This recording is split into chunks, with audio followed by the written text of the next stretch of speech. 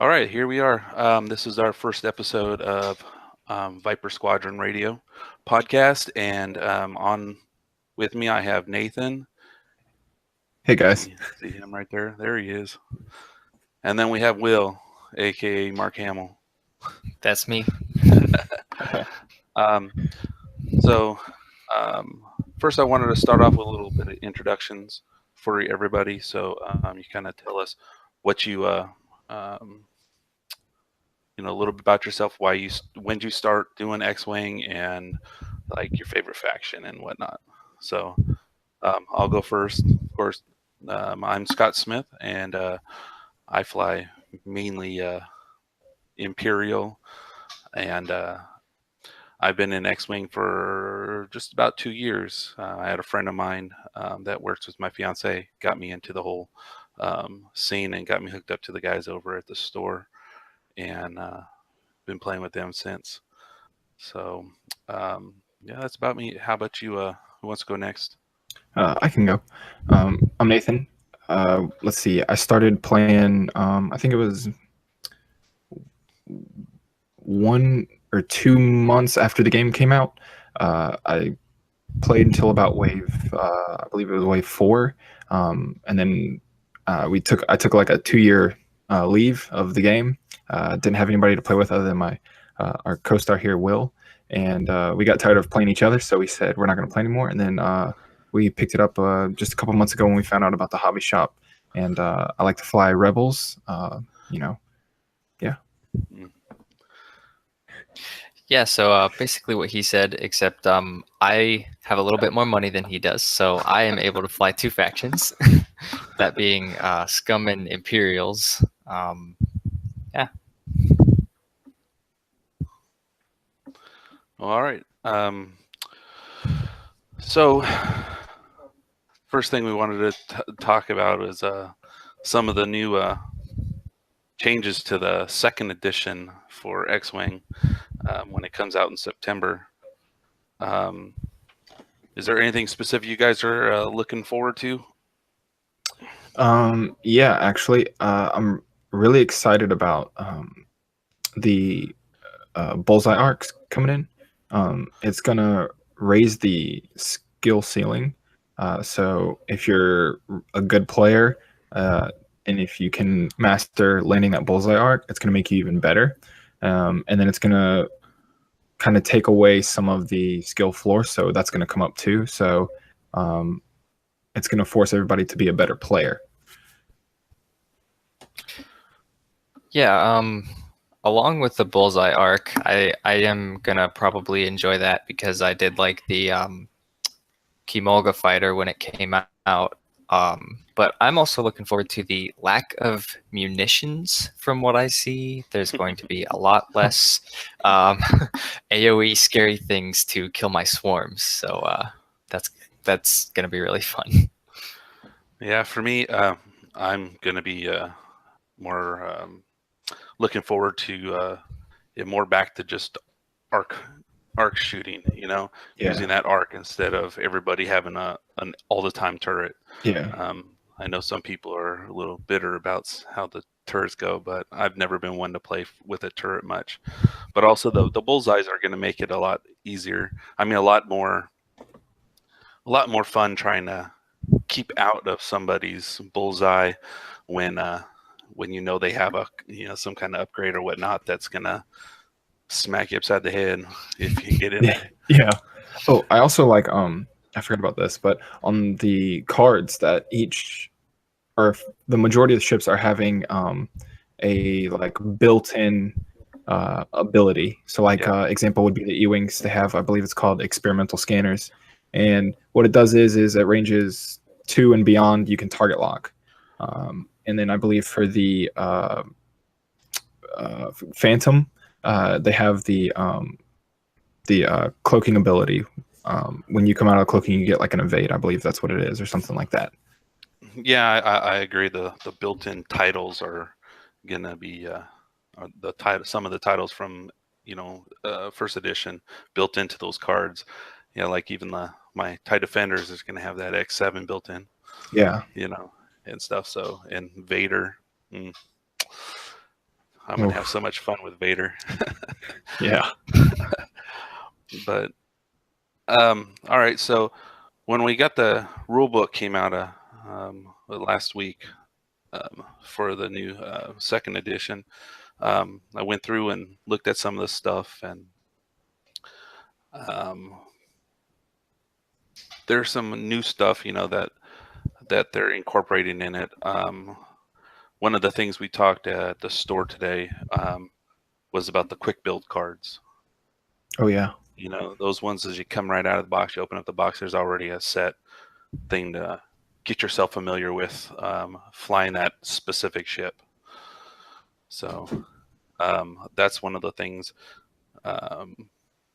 is going to be fun, because we talked to Darrin about it, about maybe setting up when our fall league starts up to like do a week where we just use the quick builds. Yeah. So that might be fun to do that.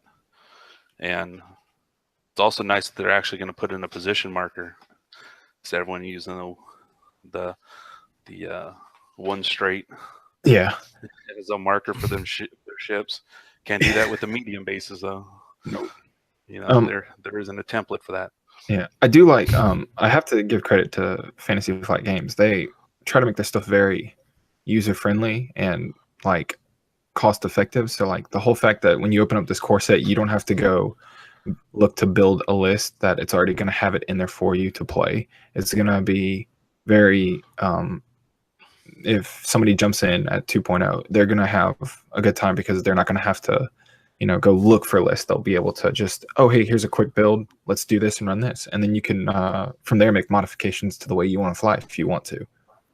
Right. I mean, it's going to make it a lot easier. And I like how they're making it so, like in first edition, we didn't have to, like I had to go out and buy a Rebel pack just to get the cards I want to fly with my ships. Yeah. They're going to be those ones that work with that faction in like that conversion kit or that new expansion pack when it comes out. Oh yeah. So that's also so nice, which also keeps the bitterness of some people saying, "Nah, I gotta go spend and all this money to get every faction again." You can just stick to it.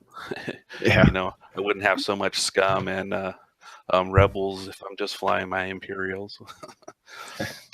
But just a few things they have talked about that are a little bit different. They did have a measuring the range. One of the things that they came up with before is, and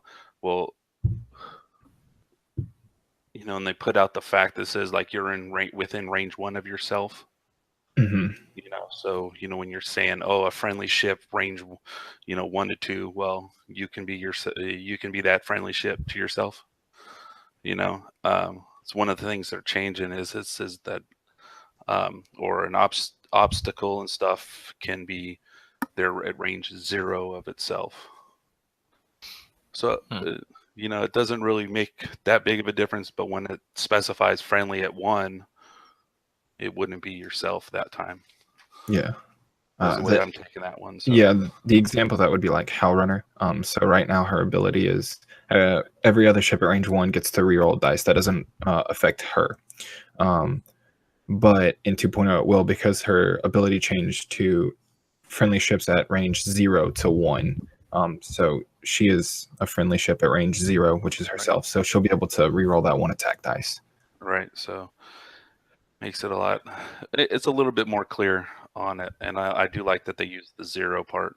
But then it's also kind of pops in if you saw stuff like, Boba Fett and his ability where he can start, at range 0 of an obstacle.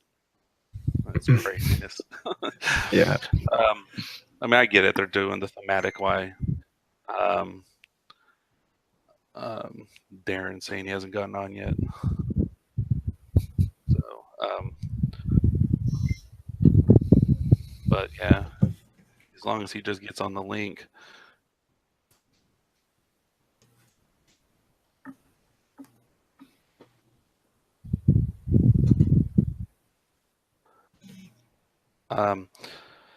But then there's the other fun. One of the other things when it comes to the setup part that I saw that was a little bit different is, you guys both have 100 points. Who's got initiative, right? Yeah. Who's the first player? They changed it. No, it's no longer who has initiative because it's no longer pilot skills. It's pilot initiative. So then they changed wording as who's the first player. But how do we do it now? They talk about, you can roll dice or whatever, and I like how their wording says otherwise randomly determine it. Yeah. Like, okay, let's flip a coin. Let's see who can jump the highest, whatever.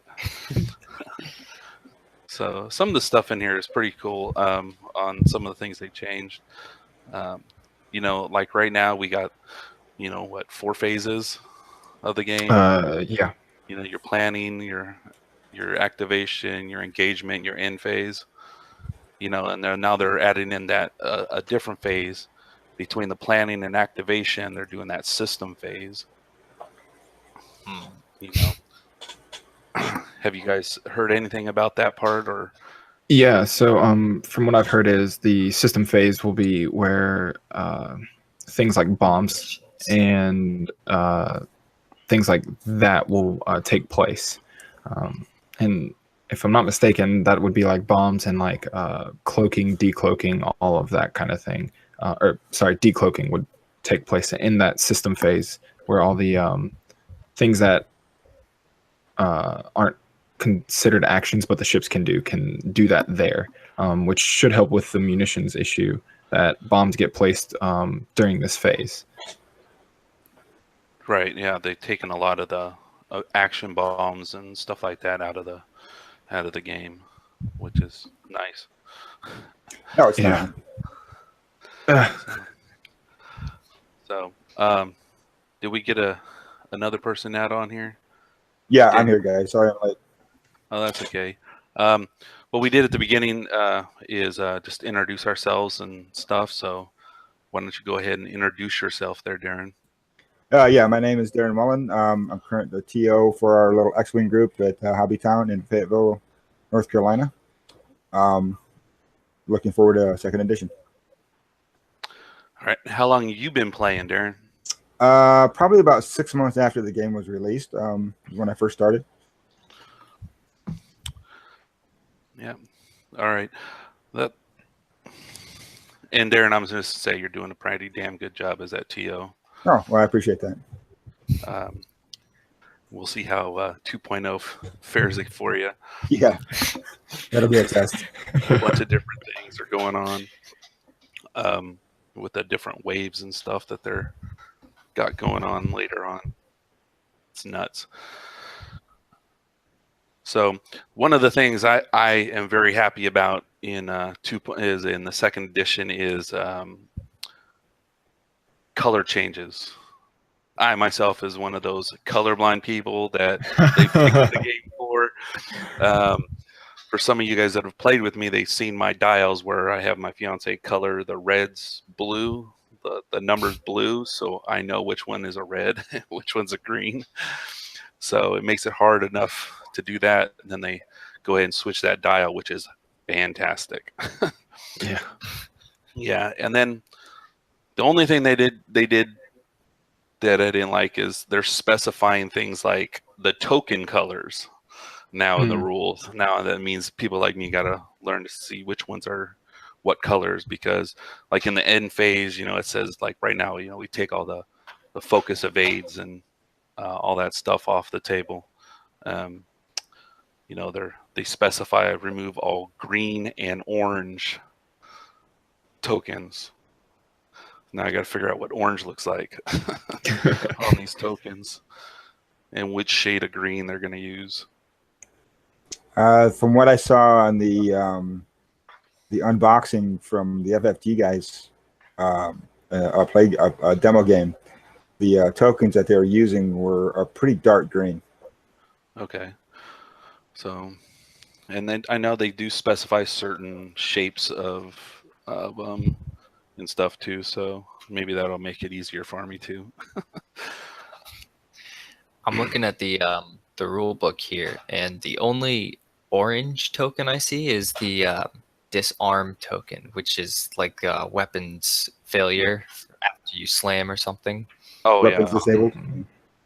That yeah, weapons disabled. That's the only orange one that I see. There's a yellow, but we haven't quite gotten into that yet, so I will not spoil that. Okay. Yeah, we'll get to the tokens towards the end there. So another thing that I think is really cool is what they've added in is the and stuff, and then there's red and white actions. You know, up until this point, we all had just, you know, all our actions were white. So the whole thing that you go in there and you have to do a boost, but it's a red, so now you get stressed when you do it. You know. Oh yeah, and the linked actions too. Yeah, and Like then if you take a focus, you can get a red boost or something, or a red barrel roll or some such. right, yeah. So that makes it a little bit easier. It's got that built-in like push the limit and stuff, so makes it a little more challenging when deciding on what you're gonna do. Anyone else got anything they want us to say about the actions? I think it's really cool that they're giving you like the linked actions, which would be you know, you can I know on the Hawk you can focus or target lock, and you can take a link action into changing your turret around, which I think is really cool. Right. Yeah, and from what I've seen, that there's like usually the linked action, like the focus into a barrel roll. They also have like a white focus on there, so you don't have to take that linked action. So it's good that they're kind of doing that on some of them. So, you know, there's no forced stress move, you know, if you want to take that action. Are there some ships that do that? That the only way to take that action is to link it? Yeah, I haven't seen any that do it. There are some of those that's if you want to take the boost, then you have to, or if you want to take the focus action, it kind of goes right directly into like whatever the next action might be. Okay, so they do have some that are both ways. I think it's more of a upgrade card situation than not an actual innate ship ability. Right. So and the only other thing with the actions that I really have is the barrel rolls. You know, I think it's pretty neat that they put in the lines and stuff on the templates and the bases. So you have to now just can't slide that ship wherever on the template when you end it. So like you just move it up a little bit, or you bring it down halfway or something, so you don't land on a rock or something. Makes it more specific, yeah. Yeah, makes it or easier. limited really. Focuses on that skill of flying again. Well, now on that barrel roll situation, I know when you start the barrel roll, you have to line up the line on the template with the line on the placard. Right, and in the middle. When you end it, you can be either the front or the back. Well, the front, the back, or the middle. It's either one. Oh, it has to be lined up to the front edge, the back edge, or right on that line. Okay, all right. Yeah, so those are the three. It's the only three things, only three ways they can do it. So, and the only change they did with like the target locks, they took off the name target and just say the locks, but then they don't nobody's getting you know, the red and blue token. They're just getting the one token that matches with the number, like, you know, on the ship. So so there's kind of a less clutter on the mat. That's always nice. Yeah. Yeah, I don't know if I agree with that entirely. I understand why they did it, but I don't necessarily want to identify my ship that way. You know what I mean? Yeah, because if it's basically forcing you to either to have a ship number identifier, Right. and then that corresponding one for your the lock that's on the target, which I understand, but I don't necessarily want to do that. So I think it's kind of forcing us to put stuff on our ships and our bases that we don't necessarily want. I mean, I get that. But then you also got things, some ships that don't get target locks, and we don't have to put them on there. Well, true. So, yeah. Some of them that don't even have them. Yeah, TIE fighters. So that makes it easy for some of those ships. But yeah, I mean, I completely get you with the not wanting to put a specific numbering on it. I don't know if you guys saw the little tokens I had on my ships today. They're made for the new target locks thing, and it's got a little got a symbol because it's got, you know, that what is that, airbush, however you say Arabesh. Arabesh lettering on it, so they match with the token that I put on the other guy. Yeah, I think what like you said there, you know, yours is already customized.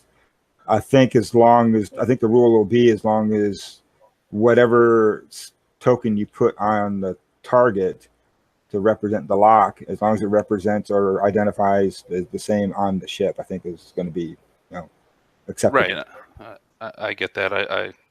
I mean, I could agree. I think it's going to be just as long as it's something identifiable as it's that ship. Mm-hmm.